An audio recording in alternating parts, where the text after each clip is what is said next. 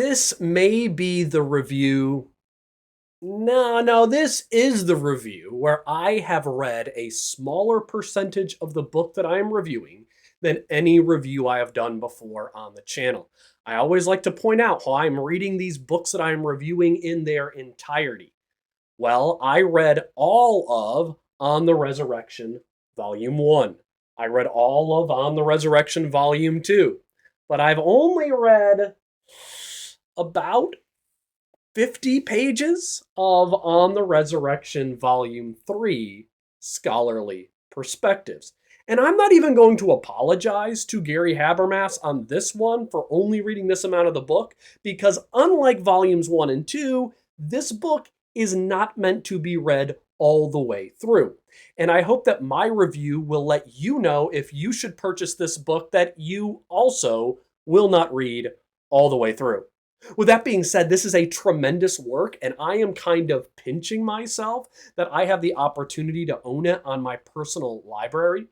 Thanks to B&H Academic for that. And I think that people who will make good use of this book will find it that it is worth its weight in gold, and it is a weighty book. So if you want to know why I'm not reading this book all the way through, and I still think it's very valuable, hang with me for just a few minutes as we discuss On the Resurrection, Volume 3, Scholarly Perspectives by Gary Habermas and edited by Benjamin Shaw.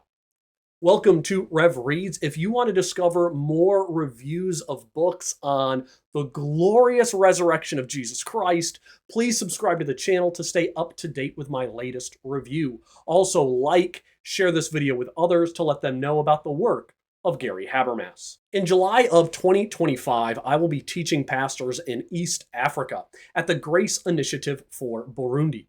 Each year, Grace Life Ministries hosts a pastoral training program for 100 to 120 pastors in Burundi. As one of the instructors, I will be helping pastors walk through the New Testament books of Hebrews and James this year in order to provide them with the tools to understand these books of the New Testament and present them to their churches. If you would like to support this pastoral training, please follow the link in the description below, go to gracelife.org/give, and make a one-time donation to help with the pastoral training of these local pastors in Africa.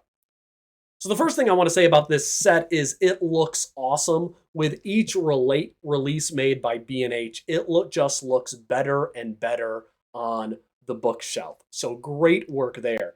But as soon as I saw the cover, I knew this volume would be very different from the previous two, since the editor, Benjamin Shaw, has his name right there on the cover. I wish you could see it better in the video. And so I knew this was going to be a lot different. Also, from what I read online, I knew that this book was going to be on the views of other people regarding the resurrection. Habermas here is going to provide us with a resource in order to see what various scholars from all stripes, conservative to liberal, believers to skeptics, how they view various aspects of the resurrection, such as, was Jesus a miracle worker?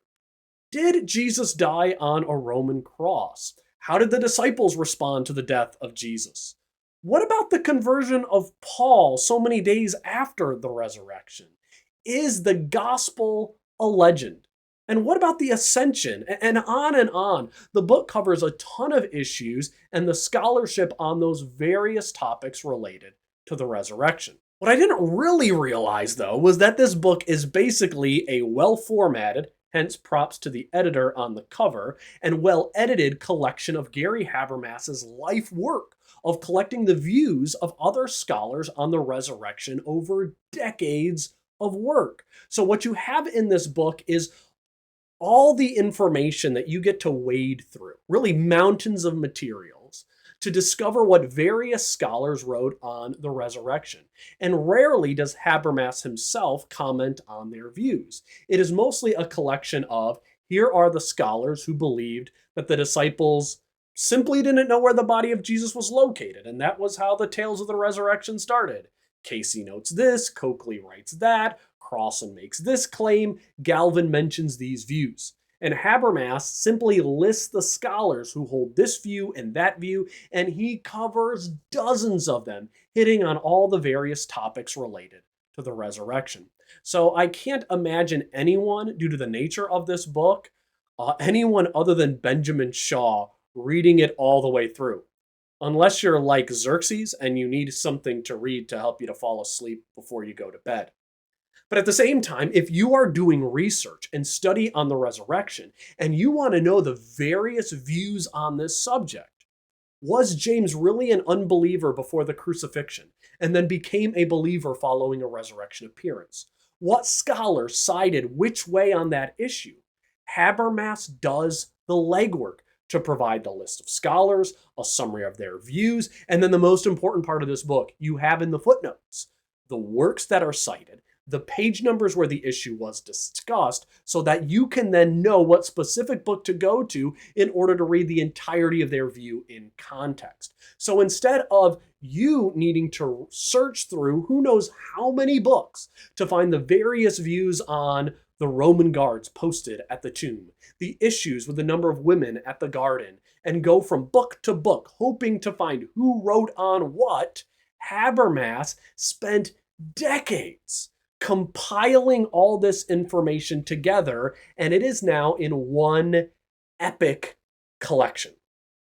As I read it through the introduction and flipped to several locations as examples throughout the book, I had this weird experience of at the same time being like, this is the most mind-numbingly boring book I have ever read.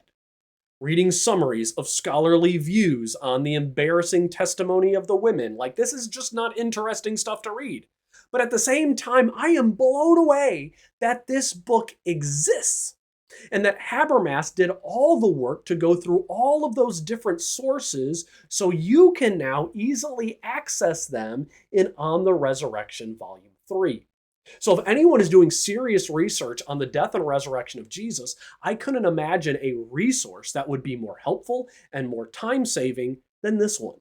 So while this book definitely isn't for everyone, it's especially for those who are doing upper-level research or really any level of scholastic research on the resurrection of Jesus. This is for pastors who want to make sure that they're accurate and don't misrepresent the views of secular scholars. For you, this is a must-own. To the seminary student who has a major paper on some aspect of the resurrection, this book from now on should be your very first source to consult.